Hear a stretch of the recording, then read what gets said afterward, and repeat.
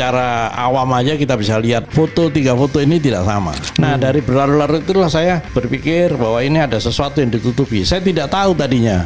Ternyata yang ditutupi adalah identitas ini, identitas palsu ini. Apa itu diduga itu ada hubungan memang. Ini dipersiapkan lama, terus berkasnya baru dicarikan, ketemulah yang di fakultas itu.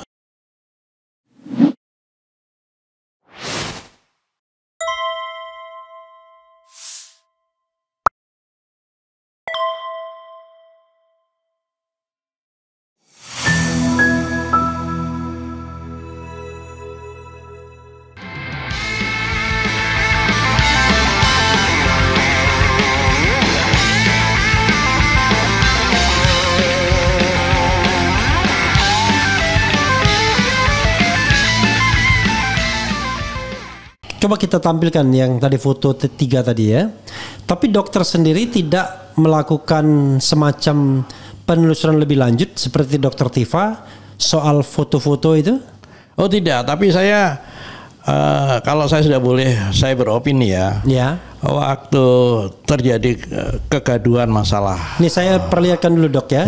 Ya, ini foto ya. Ya. Nah ini ada foto tiga yang beredar di masyarakat. Kita tahu bahwa foto Jokowi yang paling kanan. Nah, ini adalah foto yang ditengarai sebagai foto Jokowi saat wisuda. Joko Widodo ya, Joko Widodo. Ya, tertulisnya Joko Widodo. Joko Widodo saat wisuda. Ya. Kemudian Joko Widodo katanya di ijazah ya. Yang mirip Dumatno. Ya. Kemudian Joko Widodo yang Presiden Republik Indonesia ketujuh. Nah ya ini kan kita bisa lihat. Secara awam aja kita bisa lihat. Tiga foto ini tidak sama.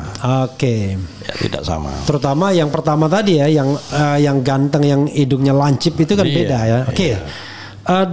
Apalagi fakta yang ingin dokter sampaikan sebelum dokter beropini?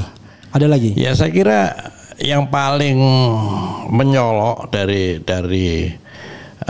yang saya lihat ini ya, itu adalah perilaku waktu dari Solo, Jakarta sampai jadi presiden. Itu kan banyak, saya sebagai dokter nangkep bahwa ini orang agak unik, punya kepribadian yang unik gitu ya, suka berbohong dan lain-lain.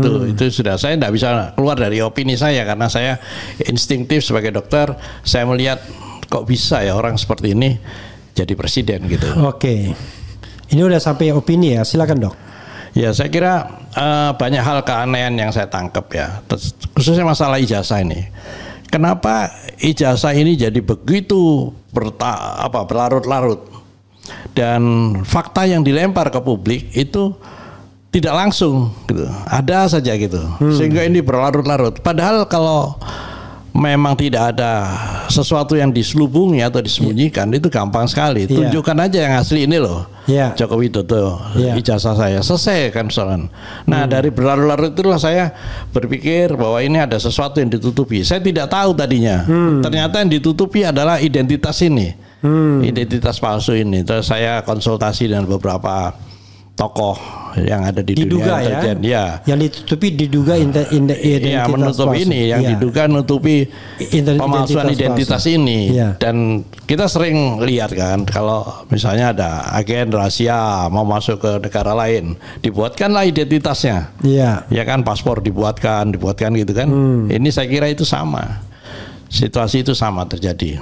Gitu. Jadi administrasi dilihat dulu yang kira-kira cocok dipakai.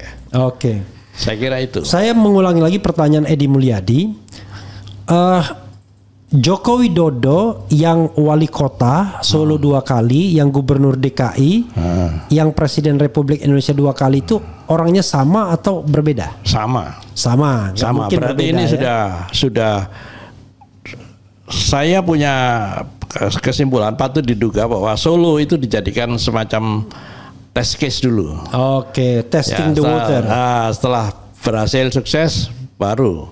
Waktu itu saya mendengar justru dia mau dijadikan gubernur. Saya berpikir cuma Jawa Tengah, kelasnya memang itu kan. Ternyata DKI, bisa dibayangkan. Berarti ini skenario besar dan di belakang dia ada kekuatan besar.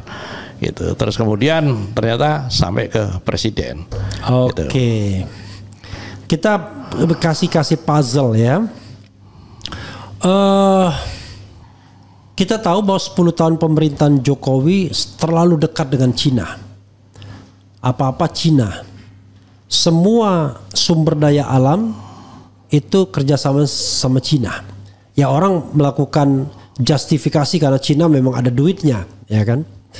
Tapi yang menjadi masalah adalah kelihatan betul kalau Jokowi sangat hormat kepada Xi Jinping.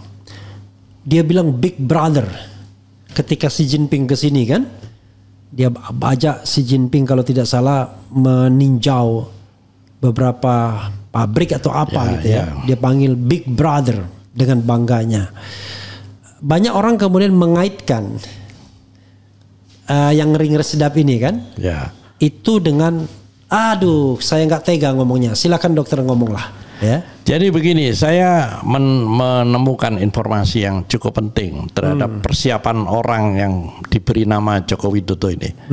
Saya mendapat informasi yang cukup penting bahwa ini dipersiapkan lama. Jadi sebelum jadi wali kota Solo sudah dipersiapkan lama.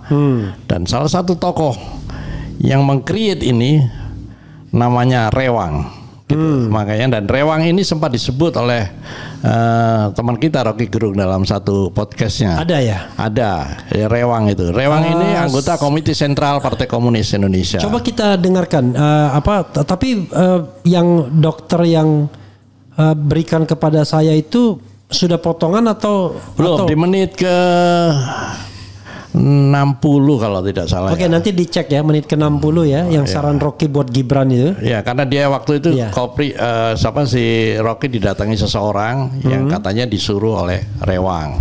Dan salah satu yang dipesankan Rewang mengatakan jangan percaya dengan Joko Widodo. Justru saya curiga kenapa itu masih di state gitu, dinyatakan gitu kan. Untuk memberikan kesan bahwa mereka tidak punya hubungan. Oke, justru kontra intelijen. Iya, gitu. Nggak ada perlunya kan Rocky Gerung mendengar pernyataan itu, nggak ada perlunya. Ya, tapi dia tahu Rocky Gerung adalah public speaker kan. Apa yang ada di mulut Rocky Gerung bisa viral gitu. Iya, untuk menghapus jejak itu kan bahwa ini ada hubungan. Tapi dokter tidak dipancing agar ke era channel enggak kan? Tidak. Jangan-jangan kontraspionase ini. Ini agen KGB atau agen CIA atau bahkan agen Mossad. Saya kira itu apa itu diduga itu ada hubungan memang. Ini dipersiapkan lama. Terus berkasnya baru dicarikan. Ketemulah yang di fakultas itu, gitu kan, di fakultas. Jangan-jangan dokter kaitkan pula dengan perubahan pemilihan presiden dari pemilihan tidak langsung jadi pemilihan langsung. Sebetulnya ke arah sana sebetulnya. Karena tidak bisa dipungkiri bahwa pemilihan presiden langsung itu selain memang bertentangan dengan sila keempat, di mana ada musyawarah, perwakilan gitu kan. Tapi juga kita kan selama ini disebut curang gitu. Padahal sebenarnya bukan curang, memang didesain. Bahwa siapa yang jadi presiden itu sudah disiapkan. Saya kira itu rangkaiannya di situ, Bang. Saya kira itu, Bung, rangkaiannya, ya kan? Ya, tetapi kalau kita lihat agenda pemilihan presiden langsung kan lebih banyak agenda barat. Iya itu, saya melihat ada konspirasi global ini, gitu. Ya, misalnya nih penggantian Undang-Undang Dasar itu diinisiasi oleh NDI, pimpinannya Madeleine Albright, ya kan. Tapi di sisi lain, NDI itu National Democratic Institute. Itu organisasi yang berada di bawah Partai Demokrat. Ya kan. Dan banyak membantu proyek-proyek demokrasi di Indonesia pada masa peralihan ya. Betul. Ya. Tapi ini kan namanya juga intelijen, pasti punya informasi itu toh, mana yang bisa ditunggangi. Nah, ini baru penunggangan kan. Disiapkanlah pemilihan presiden langsung ini untuk memakai ini. Karena memang waktu itu setelah Presiden SBY yang dikatakan sebagai good boy dari Amerika gitu kan, good boy ya. Ya, waktu itu kan ada istilah itu dan SBY mengakui kan bahwa Amerika adalah my second country gitu kan, ada jejak digitalnya, nggak bisa dihapus itu. Nah, saya kira intelijen yang dari negara satunya ini yang sudah meng-create orang ini, karena kekosongan tidak ada good boy berikutnya kan, disiapkan ini masuk jadi pas gitu anunya. Saya kira itu. Walaupun saya dengar dari seseorang ya, entah benar atau enggak, dia bercerita ada seseorang yang melihat presiden kita ini keluar dari ruangan di Pentagon atau apa di Amerika Serikat. Walaupun susahnya kan kalau misalnya informasi itu tidak langsung orangnya, karena saya juga nggak menyampaikan. Tetapi ada juga, lalu ada juga yang mengatakan 2012 ada yang mengenalkan dia dengan Xi Jinping, ya kan? Tapi kalau 2012 bisa jadi karena kelanjutan kan dari persiapan tersebut, ya, dan lain dan etc seperti itulah. Saya kira itu bisa dirangkai, melakukan operasi. Kadang-kadang untuk keberhasilan satu operasi perlu kerjasama dengan pihak lain. Saya kira itu yang saya menganggap itu patut diduga ada kerjasama. Tapi kan mereka kan secara diametral bertentangan. Belum tentu. Atau mereka punya agenda yang sama. Agenda sama. Untuk mengeksploitasi Indonesia. Dan nyatanya memang begitu. Ada semacam pembagian lahan, ya kan? Kamu di mana, kami di mana, kan gitu. Tapi yang lebih banyak menang Cina, ya? Iya, saya kira itu karena sudah. Ya oke lah, Amerika adalah dengan emas di mana, di Papua, Freeport. Ya. Tapi kalau nikel tuh Cina semua. Iya, makanya itu baru sumber daya alam. Sektor ekonomi real, yang retail, udah masuk ke kampung-kampung sudah. Mana sih yang enggak Cina dan Amerika, kira-kira begitu. Soalnya. Nah, kegelisahan saya adalah kita sebagai bangsa mau ngapain gitu dengan situasi ini. Barangkali peristiwa ini bisa diambil hikmahnya. Jangan tidur terus kita, gitu loh. Sudah sampai sebegini jauh untuk menjadikan seorang presiden aja ada campur tangan orang lain gitu kan. Itu yang menjadi concern saya gitu. Artinya kalau kita pakai logic thinkingnya, ini logic thinking ya, sekali lagi bukan fakta yang saya ungkapkan, bahwa untuk menyiapkan seseorang, maka seseorang itu harus dicari ya talentnya. Iya, betul. Tetapi begini Dok, kenapa harus memalsukan dalam tanda kutip misalnya ijazah atau memalsukan dokumen, memalsukan orang begitu? Toh kenapa tidak di talent scoutingnya memang betul-betul lulusan perguruan tinggi orangnya itu, sehingga tidak ada keraguan, tidak perlu ada double orang atau orang palsu dan lain sebagainya. Kan kita berbicara masalah kecepatan juga. Mana yang lebih cepat kan? Saya kira gitu. Mana yang lebih cepat? Ya, Ini kan pasti setiap dinamikanya kan begitu. Mana yang lebih cepat yang bisa dilakukan ya dilakukan. Yang penting tujuannya berhasil dan nyatanya memang berhasil. Barangnya ada dulu ya. Barangnya ada dulu. Yang ideal memang talent scoutingnya dari perguruan tinggi. Kalau mau yang dulu talent scout itu di MPR mestinya. Karena ada utusan daerah, mana tokoh-tokoh yang kira-kira memenuhi syarat. Sekarang aja saat ini kalau Bung Refli saya tanya, kira-kira siapa presiden yang kita siapkan nanti? Nggak akan bisa jawab. Bisa. Gitu ya? Bisa jawab. Untuk sementara ini menurut saya yang paling bermutu ya Anies Baswedan untuk sementara. Tetapi kan masalahnya adalah menjadi presiden itu tidak hanya soal kemampuan. Tapi soal PT, soal dukungan negara lain, soal macam-macam. Dan di Indonesia ini kelihatannya semakin presiden itu pinter dan agak kanan, semakin dia akan diblok oleh kekuatan-kekuatan luar karena sudah dikendalikan. Pasti dikendalikan. Makanya maunya jatuh diri sebagai orang Indonesia itu yang penting kan. Karena kalau kepentingan Amerika dan China ya dia butuh presiden yang tengah kiri bukan tengah kanan. Ya bahkan saya pernah menyatakan bahwa Joko Widodo palsu ini adalah boneka yang sempurna. Itu boneka yang sempurna. Walaupun saya kemudian mendapatkan informasi yang orang itu ngotor sekali pengen data, saya bilang jangan. Soal cloning.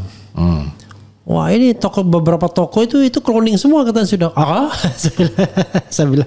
Ya itu kaitannya sama tadi itu penyamaran itu. Kalau sekarang itu sudah masuk ke teknologi cloning. Sudah sampai pada seperti itu, jangankan manusia. Ya kalau kita kan tidak bicara cloning ini, kita bicara bahwa ada dua Joko Widodo. Joko Widodo yang kuliah di UGM, entah tamat, entah cuma sampai sarjana muda, kan begitu. Sama Joko Widodo yang akhirnya menjadi presiden, kan begitu. Dua sosok yang berbeda. Tetapi untuk latar belakang sejarah, dia perlu mengatakan bahwa dia adalah sarjana UGM, kan begitu? Ya, betul. Tapi tampilkan dia juga di informasi tahun berapa itu ya, ketika dia menjadi wali kota, dia disebut Dr. Andes. Ditampilkan tuh. Saya mendapatkan data sudah ya. Jadi kunjungan wali kota Solo ke PT Sritek Sukoharjo Bapak Dr. Andes Joko Widodo. Sukoharjo 20 September 2006. Kemudian di sini ada juga dari Wikipedia Bahasa Indonesia Ensiklopedia Bebas. Ini kelihatannya belum di waktu belum disunting kayaknya, atau nggak tahu saya ini.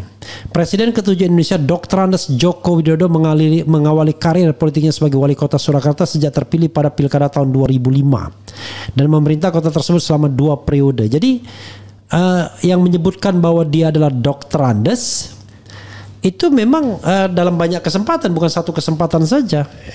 Itu artinya kan kelemahan kita sebetulnya, lebih khusus lagi kelemahan dari dunia intelijen kita, tidak peka pada hal-hal yang detail. Ya, oke. Karena ada keanehan. Kita aja sebagai orang awam menganggap 3 foto tadi berbeda. Oh, berarti ada sesuatu kan gitu. Harusnya masuk lagi, diperdalam lagi. Kenapa berbeda? Kenapa dipakai? Harusnya begitu. Tapi ini kan dibuat gaduh, dilempar aja ke publik gitu. Ya, pertanyaannya adalah memang kan itu melibatkan elit-elit politik kita sendiri kan. Ya. Dan contoh misalnya, kalau memang benar misalnya, ini kita bicara skenario. Ini sempurna sekali nih skenarionya. Dilibatkanlah rektor UGM, Pratikno. Kan dia masih jadi rektor tuh waktu ketika mendaftar sebagai presiden kan. Dilibatkanlah intelektual UGM. Dilibatkan pula orang-orang yang merupakan pensiunan jenderal-jenderal, kan begitu. Ya, terus ada lagi yang juga dipersiapkan adalah dan partai pemenang pemilu. Iya. Jangan lupa. Selain itu juga untuk mengawal tokoh ini yang kita sebut geng Solo. Oke. Iya kan? Oke. Pertanyaannya adalah apakah geng Solo itu kebetulan saat itu menjabat di Solo atau juga dipersiapkan untuk duduk di Solo? Tapi kan kalau dipersiapkan, saya nggak tahu juga, soalnya yang saya dengar ya, orang-orang yang disebut itu udah ditendang juga. Jadi tidak lagi di circle-nya Jokowi sampai akhir gitu. Ada yang namanya Anggit Nugroho. Dulu dia paling terkenal di era pertama kali Jokowi. Oh, pokoknya urusan-urusan ke Jokowi dialah. Karena dia menjabat sekretaris pribadi dari Solo. Ada yang namanya David, ya kan? Ada yang namanya tadi Widodo. Konon mereka ditendang, termasuk Denny Iskandar itu termasuk yang ditendang. Konon saya, tapi wallahu alam. Jangan lupa, situ kan ada Panglima, ada Kapolri yang masuk dalam geng Solo itu. Tidak ditendang. Itu yang saya maksud. Apakah mereka itu memang kebetulan saat itu pernah menjabat bareng-bareng di Solo atau dipersiapkan untuk bareng-bareng dulu bersama? Tambah gawat kita nih, karena memang kebetulan sekarang ini ya geng Solo yang berkuasa. Itu persoalan berikutnya yang harus kita cermati gitu. Dan kalau kita lihat misalnya yang gagal itu adalah skenario untuk menjadikan lebih dari 2 periode. Iya, itu gagal. Karena sebenarnya dengan kekuasaan dan kekuatan apapun, finansial dan lain sebagainya, bisa dilakukan. Tapi faktor yang membuat tidak bisa itu faktor Megawati. Karena Megawati menolak untuk 3 periode, kan harus mengubah konstitusi kan, gitu. Luar biasa. Megawati adalah termasuk orang yang dikhianati kan gitu kan. I see. Makanya saya punya pendapat bahwa orang ini yang terpilih ini, yang memerankan Joko Widodo ini memang punya bakat berkhianat memang. Bukan. Kalau dokter bilang bahwa dia sudah dipersiapkan, nggak ada kata berkhianat. Memang dari awal PDIP sebagai partai terbesar ketipu. Atau PDIP bagian dari itu, walau alam kita. Ya itu, kata-kata itu yang paling tepat, walau alam itu. Karena ini permainan besar, ini tidak bisa kita dengan pemikiran awam, dengan analisa awam, tidak bisa, harus diteliti detail sampai perjalanannya, siapa saja yang terlibat, kapan terjadinya, itu mestinya kalau yang peduli harusnya duduk bareng, kita bedah ini, jadi jangan sampai ada korban gitu. Saya menganggap itu. Jangan ada korban. Misalnya, ini tiba-tiba kok saya tiba-tiba jadi was-was juga. Ini tapi mohon maaf ya kepada pendukung Pak Prabowo. Apakah kemudian Prabowo juga kelanjutan dari itu semua kan? Kan this is the question jadinya. Iya, itu yang tidak terjawab sampai sekarang. Iya. Tidak terjawab. Karena dan jangan don't talk to me bahwa ini orang yang berbeda. Tapi dengan adanya wakil yang ditenggarai sebagai Fufu Fafa itu kan sebetulnya 3 periode 3 tanda petik. Iya. Ya, kecuali ini memang tidak ada lagi gitu kan seperti tuntutan para purnawirawan itu. Itu lain persoalannya. Apakah mungkin dok ya para purnawirawan itu membaca konstelasi dunia intelijen yang mengarah ke sana dan sebenarnya seperti kata dokter ini permainan besar. Iya. Dan permainan besar itu tidak mungkin tidak diketahui oleh Prabowo Subianto sebagai orang yang korpsnya pernah menjadi Korps Sandi Yuda. Iya, Korps Sandi Yuda. Iya. Gitu. Ya kita ini kan cuma punya kemampuan untuk berkomentar, menilai, tidak bisa ikut dalam rangkaian itu kan persoalannya. Iya, karena kita nggak punya agenda besar. Iya. Agenda kita cuma agenda kecil. Iya. Yaitu agar kita tidak dikriminalisasi. Yang penting kan kita harus nyampaikan kebenaran.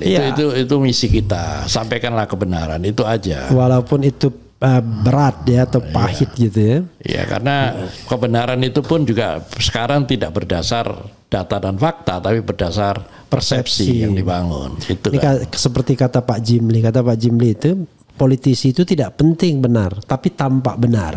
Tidak penting jujur, tapi tampak jujur. Kan makin rusak kita kan. Iya. Dan kemarin saya Saiful Huda di sini, semua bisa dilakukan Jokowi kecuali pura-pura pintar katanya. Kalau pura-pura pintar, nah itu susah kata dia. Berarti dia pura-pura bodoh ini sekarang kan? Tidak, maksudnya pura-pura pintar itu karena untuk pura-pura pintar itu harus pintar memang. Jadi hal yang menarik lagi adalah soal penyakit ya.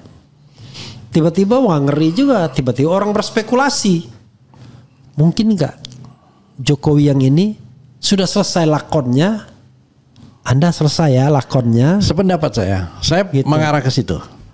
Jadi di dunia paling tidak sebagai dokter ya. Iya. Itu kan gampang sekali dibuat seperti itu gampang. Banyak cara untuk menyelesaikan seseorang. Ya kan? Yang dianggap tugasnya sudah selesai. Tapi ini sekali lagi wallahu alam ya. Iya. Karena kita nggak bisa juga bilang diduga, tapi wallahu alam ya.